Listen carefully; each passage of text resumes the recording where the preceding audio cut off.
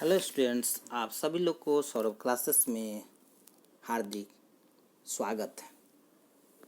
आज की इस क्लास के माध्यम से आप लोगों को जनरल साइंस की 100 क्वेश्चन प्रश्न और उत्तर दोनों साथ साथ बताया जाएगा।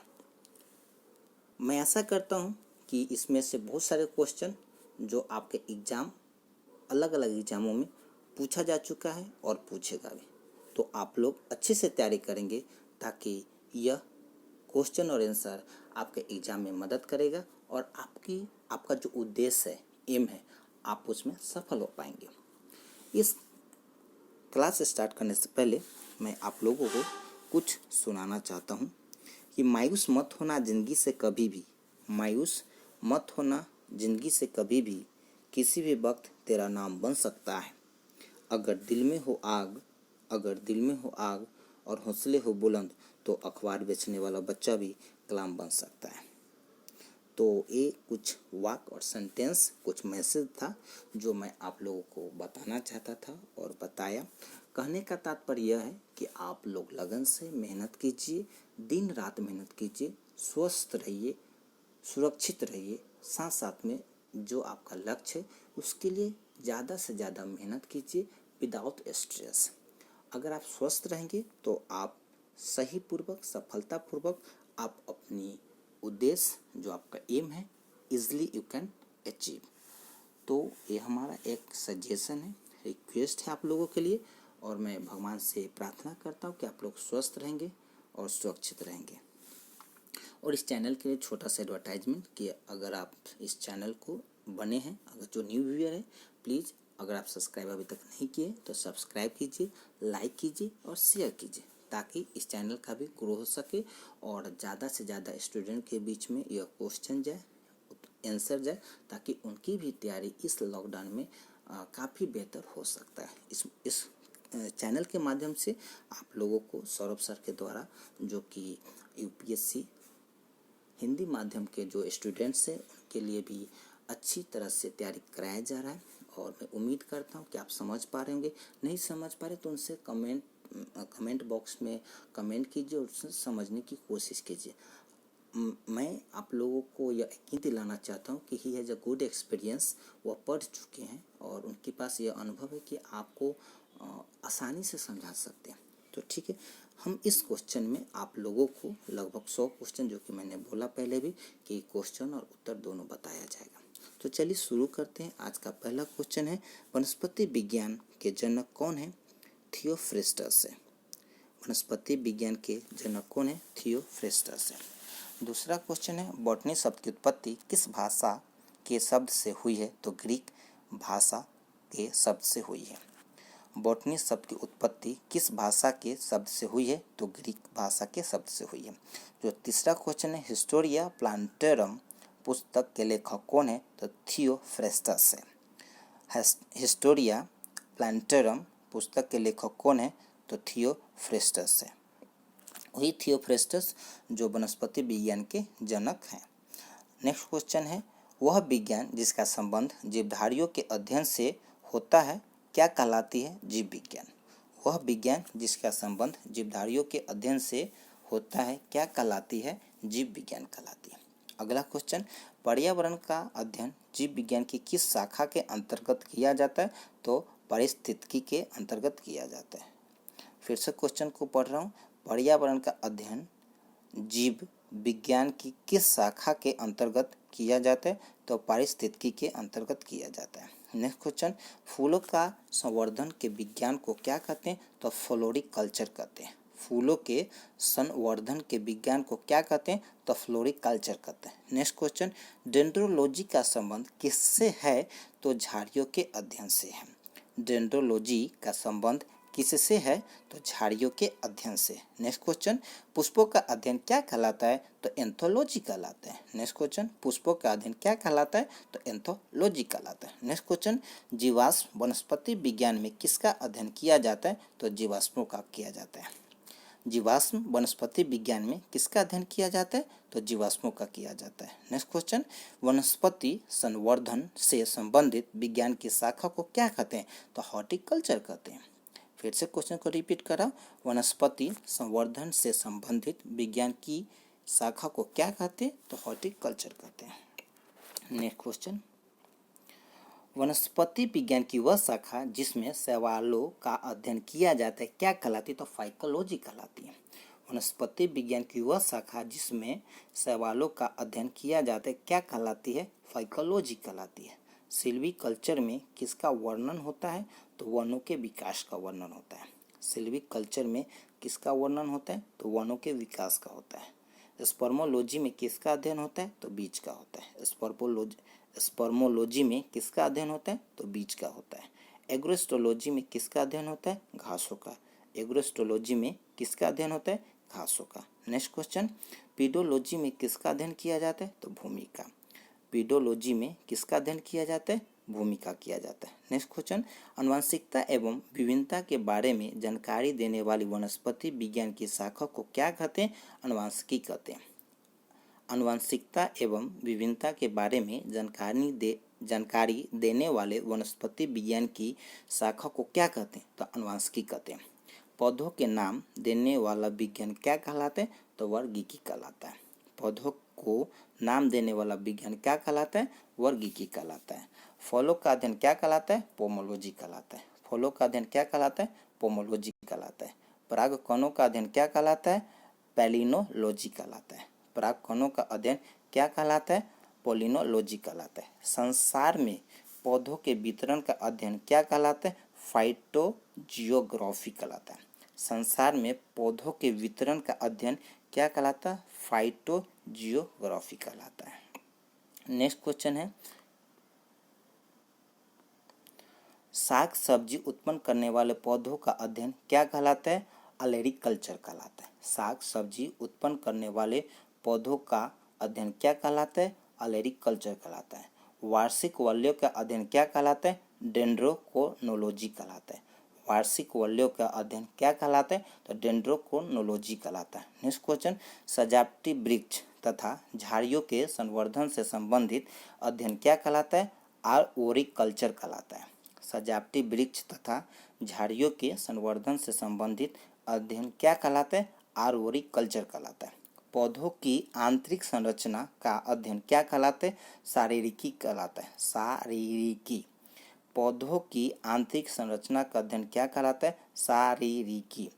माइकोलॉजी में किसका अध्ययन किया जाता है? तो कवक का किया जाता है। माइकोलॉजी में किसका अध्ययन किया जाता है? तो कवक का किया जाता है। नेक्स्ट, एग्रो फॉरेस्ट्री से क्या तात्पर्य है?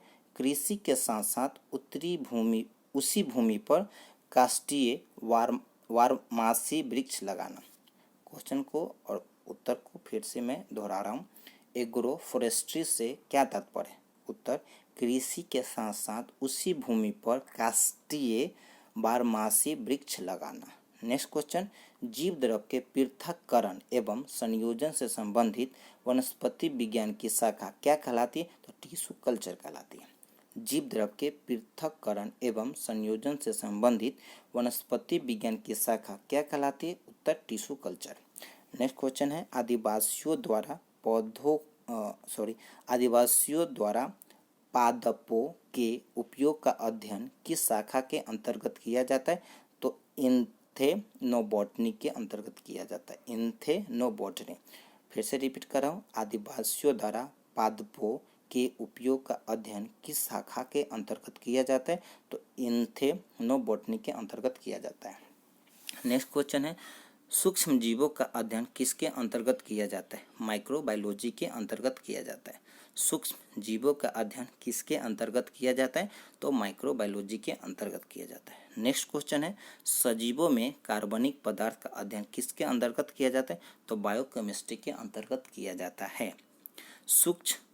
सजीवों में कार्बनिक पदार्थों का अध्ययन किसके अंतर्गत किया जाता है? तो बायोकेमिस्ट्री के अंतर्गत किया जाता है। नेक्स्ट क्वेश्चन है, फल सब्जियों तथा उद्यान पादपों का संवर्धन व अध्ययन किसके अंतर्गत किया जाता है? तो हॉर्टिकल्चर के अंतर्गत किया जाता है। फल सब्जियों तथा उद्यान पादपों का संवर्धन व अध्ययन किसके अंतर्गत किया जाता है? तो हॉर्टिकल्चर के अंतर्गत किया जाता है। नेक्स्ट क्वेश्चन है, विभिन्न विकर्णों का पादपों पर प्रभाव तथा उत्पीड़न का अध्ययन किसके अंतर्गत किया जाता है? तो रेडिएशन बायोलॉजी के अंतर्गत किया जाता है। विभिन्न विकिरणों का पादपों पर प्रभाव तथा उत्पीड़न का अध्ययन किसके अंतर्गत किया जाता है? तो रेडिएशन बायोलॉजी के अंतर्गत किया जाता है। अनुवांशिकी का पिता किसे कहा जाता है? तो G.J. मेंडल को कहा जाता है। अनुवांशिकी का पिता किसे कहा जाता है? तो G.J. मेंडल को कहा जाता है। पादप रोग विज्ञान के जनक कौन है? A.J. बटलर है। पादप रोग विज्ञान के जनक कौन है? A.J. बटलर है। नेक्स्ट क्वेश्चन, पादप क्रिया विज्ञान के पितामह किसे कहा जाता है? तो स्टीफन हेल्स को कहा जाता है। फिर से बोलो, पादप क्रिया विज्ञान के पितामह किसे कहा जाता है? तो स्टीफन हेल्स को कहा जाता है। नेक्स्ट क्वेश्चन, कवक में पोषण किस प्रकार होता है? तो अवशोषण द्वारा होता है। कवक में पोषण किस प्रकार होता है? तो अवशोषण द्वारा होता है। नेक्स्ट क्वेश्चन, जेलीफिश तथा हाइड्रा किस वर्ग के हैं? तो मेटाजोआ वर्ग के हैं। फिर से पढ़ रहा हूँ, जेलीफिश तथा हाइड्रा किस वर्ग के हैं? मेटाजोआ वर्ग के। कवक की कोशिका भित्ति किसकी बनी होती है? तो काइटिल की बनी होती है। कवक की कोशिका भित्ति किसकी बनी होती है? तो काइटिल की बनी होती है। नेक्स्ट क्वेश्चन, सभी प्रीकैरियोटिक जीव अर्थात जीवाणु आदि किस वर्ग में रखे गए? तो मोनेरा में। सभी प्रीकैरियोटिक जीव अर्थात जीवाणु आदि किस वर्ग में रखे गए? तो मोनेरा में। पौधे जो नमक युक्त मिट्टी में उगते हैं क्या कहलाते हैं? हैलोफाइट कहलाते हैं। पौधे जो नमक युक्त मिट्टी में उगते हैं क्या कहलाते हैं? हैलोफाइट कहलाते हैं। नेक्स्ट क्वेश्चन, साइटोलॉजी में किसका अध्ययन किया जाता है? कोशिकाओं का अध्ययन किया जाता है। साइटोलॉजी में किसका अध्ययन किया जाता है? कोशिकाओं का अध्ययन किया जाता है। नेक्स्ट क्वेश्चन, जीवित जीवाश्म किसे कहते हैं? तो आर्की बैक्टीरिया को कहते हैं।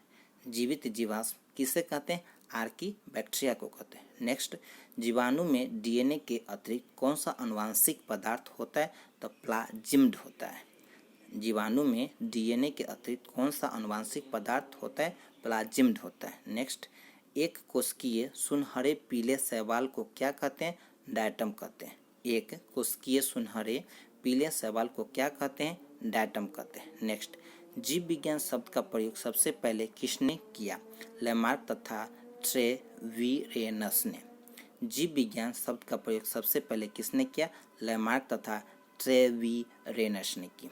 नेक्स्ट, वनस्पति जगत का एम्फीबिया वर्ग किसे कहते हैं? तो ब्रायोफाइट को कहते हैं। वनस्पति जगत का एम्फीबिया वर्ग किसे कहते हैं? ब्रायोफाइट को कहते हैं। नेक्स्ट, ब्रायोफाइट्स वर्ग का सबसे बड़ा पौधा कौन सा है? तो डायसेनिया है। ब्रायोफाइट्स वर्ग का सबसे बड़ा पौधा कौन सा है? तो डायसेनिया है। नेक्स्ट, बजरी रेत में उगने वाले पौधों को क्या कहते हैं? सेमीफाइट्स कहते हैं। बजरी रेत में उगने वाले पौधों को क्या कहते हैं? सेमीफाइट्स कहते हैं। नेक्स्ट, मनुष्य का वैज्ञानिक नाम क्या है? तो होमो सेपियंस है। मनुष्य का वैज्ञानिक नाम क्या है? होमो सेपियंस है। नेक्स्ट, मेढक का वैज्ञानिक नाम क्या है? राना ट्रिगरिना है। मेढक का वैज्ञानिक नाम क्या है? राना ट्रिगरिना है। नेक्स्ट क्वेश्चन, किसे वर्गीकी का पितामह कहा जाता है? तो लिनियम को कहा जाता है। किसे वर्गीकी का पितामह कहा जाता है? पितामह कहा जाता है तो लिनियम को कहा जाता है। द्विनाम पद्धति के प्रतिपादक कौन है? तो लेनियस है। द्विनाम पद्धति के प्रतिपादक कौन है? तो लेनियस है। नेक्स्ट, पुष्पी पादपों को किस में रखा गया है? तो फैनरोगेम्स में रखा गया है। पुष्पी पादपों को किस में रखा गया है? फैनरोगेम्स में रखा गया। नेक्स्ट, अपुष्पी पादपों को किस में रखा गया है? तो क्रिप्टोगेम्स में रखा गया। अपुष्पी पादपों को किस में रखा गया है? तो क्रिप्टोगेम्स में रखा गया। जो इससे पहले जो क्वेश्चन था पुष्प यानी जिसमें फूल देता, अपुष्प जिसमें फूल नहीं देता है। ठीक है, क्लियर।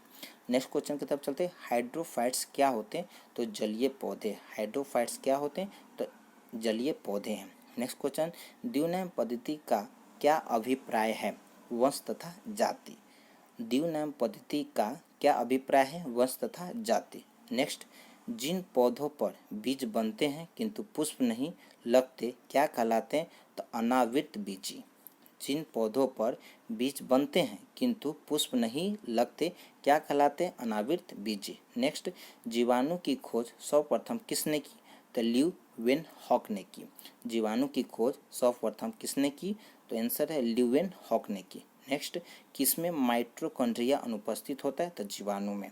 किसमें माइटोकॉन्ड्रिया अनुपस्थित होता है? तो जीवाणु में। नेक्स्ट, जीवाणुओं की साधारण आकृति क्या होती है? तो छर रूपी। नेक्स्ट, सॉरी फिर से रिपीट कराओ, जीवाणुओं की साधारण आकृति क्या होती है? तो छर रूपी। नेक्स्ट, जो जीवाणु आकार में सबसे छोटे होते हैं क्या कहलाते हैं? गोलाणु कहलाते हैं। जो जीवाणु आकार में छोटे होते हैं क्या कहलाते हैं? गोलाणु कहलाते हैं। नेक्स्ट, एक गोल जीवाणु क्या कहलाता है? कोकस कहलाता है। एक गोल जीवाणु क्या कहलाता है? कोकस कहलाता है। नेक्स्ट, हमारे शरीर का अधिकतम भार बना है जल का। हमारे शरीर का अधिकतम भार बना है जल का।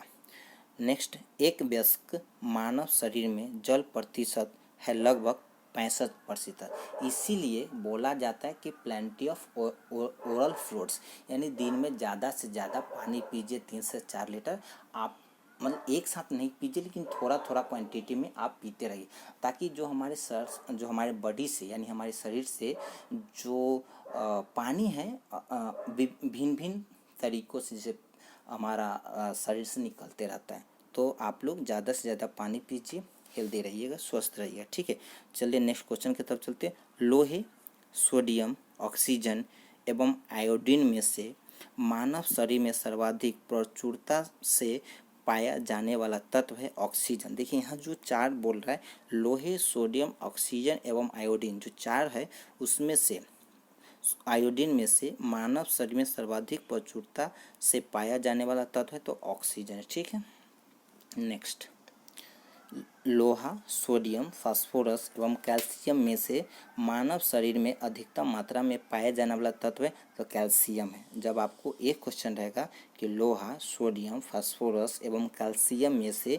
मानव शरीर में अधिकतम मात्रा में पाया जाने वाला तत्व है तो है कैल्शियम। नेक्स्ट क्वेश्चन, वयस्क मानव में होती है तो 206 अस्थियाँ यानी 206 हड्डी होती है। नेक्स्ट क्वेश्चन है, मानव शरीर की सबसे छोटी हड्डी कौन सी है? तो स्टेपीज है। ठीक है, जो कान की हड्डी होती है। क्वेश्चन को फिर से रिपीट करो, मानव शरीर की सबसे छोटी हड्डी कौन सी है? तो स्टेपीज है। नेक्स्ट क्वेश्चन, हमारे शरीर की लघुतम हड्डी पाई जाती है कान में, यानी छोटी, लघुतम यानी छोटे। ठीक है, मनुष्य की खोपड़ी में होती है 28 अस्थियाँ, यानी हमारे जो मनुष्य है, मनुष्य के खोपड़ी यानी जो कपाल है, सर है, उसमें कितनी हड्डी होती है? तो 28 अस्थियाँ होती है। ठीक है, तो मनुष्य की खोपड़ी में होती है 28 अस्थियाँ। नेक्स्ट क्वेश्चन, मनुष्य के शरीर में पसलियों के कितने जोड़े होते हैं? तो 12। मनुष्य के शरीर में पसलियों के कितने जोड़े होते हैं? तो 12, यानी जो हमारा लंग्स है, ठीक है, जिसको इंग्लिश में जो पसलियाँ यानी रिब्स जो होते हैं 12 पेयर्स होते हैं, 12 होते हैं। ठीक है, फिर जब मुझे मौका मिलेगा तो मैं आप लोग को लंग्स का डीपली बताऊंगा, एनाटोमी, फिजियोलॉजी, तो उसमें क्लियर हो जाएगा। अभी मैं आप लोग को सिर्फ बता रहा हूँ कि मनुष्य के शरीर में पसलियों के कितने जोड़े होते हैं? तो 12 जोड़े होते हैं। ठीक है, नेक्स्ट क्वेश्चन, मनुष्य के शरीर में पैर की हड्डी कैसी होती है? तो ठोस होती है, यानी मजबूत होती है। मनुष्य के शरीर में पैर की हड्डी कैसी होती है? तो ठोस होती है। नेक्स्ट, शल्य क्रिया में ऑर्थोप्लास्टी क्या है? तो कूल्हे के जोड़ का प्रतिस्थापन। शल्य क्रिया में ऑर्थोप्लास्टी क्या है? तो यह कूल्हे के जोड़ का प्रतिस्थापन। नेक्स्ट क्वेश्चन, केसुरुक रज्जु यानी स्पाइनल कॉर्ड जिसको बोला जाता है में से निकलती है तो 31 जोड़ियाँ तंत्रिका निकलती है, यानी स्पाइनल कॉर्ड में से निकलते 31 जोड़ियाँ तंत्रिका निकलती है। एक स्वस्थ मनुष्य एक दिन में कितना लीटर पेशाब करता है? तो 1.5 लीटर पेशाब करता है, इसलिए दबा के पानी पियो। एक स्वस्थ मनुष्य एक दिन में कितना लीटर पेशाब पीता है? तो 1.5 लीटर पेशाब करता है। ठीक है, नाखून काटते समय दर्द नहीं होता है क्योंकि? उत्तर है, नाखून मृत कोशिकाओं के द्रव द्वारा बने रहते हैं जिसमें रक्त संचरण नहीं होता है। फिर से बोल रहा हूँ, नाखून काटते समय दर्द नहीं होता है क्योंकि नाखून मृत कोशिकाओं के द्रव द्वारा बने रहते हैं जिसमें रक्त संचरण नहीं होता है। नेक्स्ट क्वेश्चन, अस्थि एवं दंत निर्माण हेतु आवश्यकता होती है कैल्शियम और फास्फोरस की। अस्थि यानी हड्डी बोन एवं दंत निर्माण हेतु आवश्यकता होती है कैल्शियम और फास्फोरस की। मानव शरीर में सबसे मजबूत मांसपेशियां होती है जबड़े में। मानव शरीर में सबसे मजबूत मांसपेशियां होती है जबड़े में। मस्तिष्क जिम्मेदार है यानी हमारी दिमाग किसके लिए जिम्मेदार? मस्तिष्क जिम्मेदार है सोचने के लिए, हृदय गति नियंत्रण के लिए तथा शरीर के संतुलन के लिए। ठीक है, मस्तिष्क जिम्मेदार है सोचने के लिए, हृदय गति नियंत्रण के लिए तथा शरीर के संतुलन के लिए। यानी कोई जब सही रूप से नहीं बोल पाता है, सुचारू ढंग से नहीं चल पाता है तो बोलते हैं दिमाग खराब है क्या। तो कहने का ये कि मस्तिष्क जिम्मेदार है सोचने के लिए, हृदय गति नियंत्रण के लिए तथा शरीर के संतुलन के लिए। ठीक है, नेक्स्ट क्वेश्चन है मानव के मस्तिष्क में स्मरण क्षमता होती है सेरिब्रम में। यानी हमारा जो ब्रेन का पार्ट है cerebrum, it is a part of brain. तो उसमें जो होता है कि मानव के मस्तिष्क में स्मरण यानी सोचने की जो क्षमता होती है किस में होती है? तो सेरिब्रम में होती है। नेक्स्ट क्वेश्चन है निषेचन की क्रिया होती है अंडवाहिनी में। निषेचन की क्रिया होती है अंडवाहिनी में। नेक्स्ट क्वेश्चन मानव शरीर का वह भाग जहाँ शुक्राणु डिम को निषेचित करता है डिम्बवाहिनी नाली में। ठीक है, क्वेश्चन है मानव शरीर का वह भाग जहाँ शुक्राणु डिम को निषेचित करता है, उत्तर है डिम्बवाहिनी नाली।